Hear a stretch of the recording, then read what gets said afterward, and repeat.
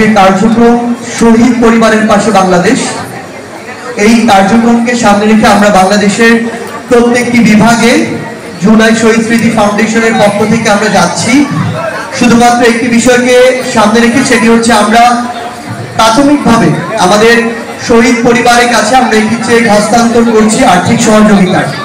কিন্তু আমরা আপনাদেরকে একটি জিনিস শুধু জানিয়ে দিতে চাই, এটি শুধুমাত্র শুরু।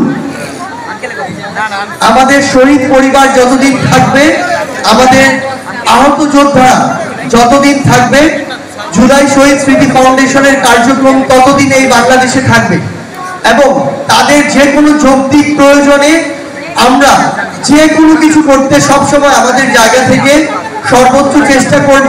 আপনাদেরকে শুধু একটি জিনিস, শহীদ পরিবারের আমাদের যারা এখানে রয়েছেন তাদেরকে একটি জিনিস শুধু জানিয়ে রাখতে চাই, আমাদের ফাউন্ডেশনের এই ভেরিফিকেশন প্রক্রিয়াটা শেষ হওয়ার পরপরই আমরা আমাদের সরকারের পক্ষ থেকে যে প্রত্যেক শহীদ পরিবারকে 30 লক্ষ টাকা দেওয়ার যে প্রোগ্রামটি, সেই প্রোগ্রামটির জন্য আমরা সরকারকে আমাদের জায়গা থেকে সর্বোচ্চভাবে বলবো এবং সেই প্রোগ্রামটি শুরু হবে। প্রয়োজনে আমরাও সহযোগিতা করব এবং এরপরে প্রত্যেক শহীদ পরিবারের অন্তত একজনকে চাকুরির ব্যবস্থা করা, তাদের যোগ্যতা অনুযায়ী তাদের পুনর্বাসনের ব্যবস্থা করা এবং যদি প্রয়োজন হয় তাদের বার্ষিক সম্মানের যে ব্যবস্থা করা, সেটি আমরা করব। এখন পর্যন্ত আমাদের যে ভুলগুলো হয়েছে, দয়া করে সন্তান হিসেবে আমাদেরকে সেগুলোর জন্য ক্ষমা সুন্দর দৃষ্টিতে দেখবেন, আমাদেরকে আপনারা সংশোধন করবেন। আমরা আমাদের জায়গা থেকে সর্বোচ্চটুকু দিয়ে আজীবন আপনাদের পাশে থাকার চেষ্টা করব।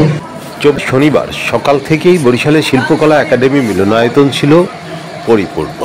বৈষম্য বিরোধী ছাত্র আন্দোলন চলাকালীন সময়ে বরিশাল বিভাগের শহীদদের পরিবার এবং আহতরা এসে জড়ো হয়েছিলেন এখানে।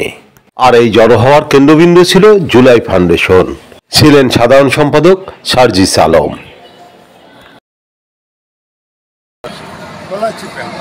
গলাচিপা কি হয় আপনার?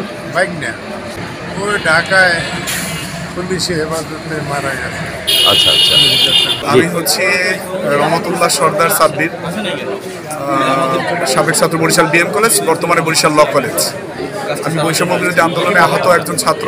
আমি এক চোখ হারিয়েছি এবং পুলিশের লাঠি পেটায় আমার আর কোমরে ফ্র্যাকচার হয়। বর্তমানে এই অবস্থায় আছি, চিকিৎসাধীন অবস্থায় আছি। আপনি আহত হয়েছিলেন কোথায়? আমি আহত হয়েছিলাম বরিশাল সিএমপি রোড চৌমাথা। এ সময় শহীদ পরিবারের সদস্যদের সাথে খুবই আন্তরিকভাবে কথা বলেন বৈষম্য বিরোধী ছাত্র আন্দোলনের সমন্বয়ক ও জুলাই ফাউন্ডেশনের সাধারণ সম্পাদক সার্জিস আলম। জুলাই ফাউন্ডেশন শহীদদের জন্য বাংলাদেশ এই আয়োজন সম্পর্কে বরিশালের বিএম কলেজের শিক্ষার্থী জানান, যেটা হচ্ছে আজকে হলো শুধু শহীদ পরিবারদেরকে সহযোগিতা করা হচ্ছে। আজকে আহতদের নিয়ে কাজ হচ্ছে না, আহতদের কাজ প্রতিটি জেলায় জেলায় হচ্ছে। ভেরিফিকেশনের মাধ্যমে যারা প্রকৃতই যে আন্দোলনে বা গণঅভ্যুত্থানে আহত হয়েছে তাদের লিস্ট করা হচ্ছে। বরিশালও ঠিক প্রসেসেই আগাচ্ছে আর কি। আর অনেকে দেখা গেছে বিষয়টিকে অন্যভাবে উপস্থাপন করতেছে। এই যে আহতদের লিস্টটা করা হচ্ছে ডিস্ট্রিক্ট ওয়াইজ অর্থাৎ জেলা ওয়াইজ, সেই শিক্ষা প্রতিষ্ঠান যেটাই হোক না কেন এটা ম্যাটার করে না এখানে।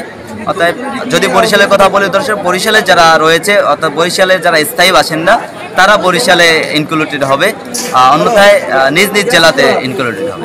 আচ্ছা, শহীদ পরিবার কতজন আজকে এখানে? আচ্ছা, শহীদ পরিবার এখানে বিভাগে 100+ আছে, তবে আমি যতটুকু জানতে পেরেছি যে আজকে 89 জনকে দেওয়া হবে। কিছু সমস্যার কারণে কয়েকজনকে পরবর্তীতে দেওয়া হবে। আচ্ছা, মানে বিভাগে প্রায় 100 জন প্লাস না, 120+। 120 প্লাস। এই শহীদ পরিবার কিংবা এই আমার রক্তাক্ত আহত যোদ্ধাদের রক্তের সাথে শুধু বেইমানি না, বরং আমার এই শহীদ পরিবার এবং যারা আহত যোদ্ধা রয়েছেন তাদেরকে আবার নতুন করে এসে তাদেরকে যারা এখনো বেঁচে আছেন তাদেরকে মারার পরিকল্পনা করবে ওই খুনিরা। কারণ ওই খুনিরা এই বীরদেরকে ভয় পেত বলেই তাদের বুকে বুলেট চালাতে পেরেছে, তাদের মাথায় বুলেট চালাতে পেরেছে। আমার এখানে অনেক নবজাতক ভাই বোন রয়েছে যাদের জন্মের পূর্বে যারা মায়ের গর্ভে ছিল সেই অবস্থায় তাদেরকে খুন করা হয়েছে। তারা পৃথিবীতে আসার পর তাদের বাবার যে চেহারাটা সেই চেহারাটা দেখে নাই।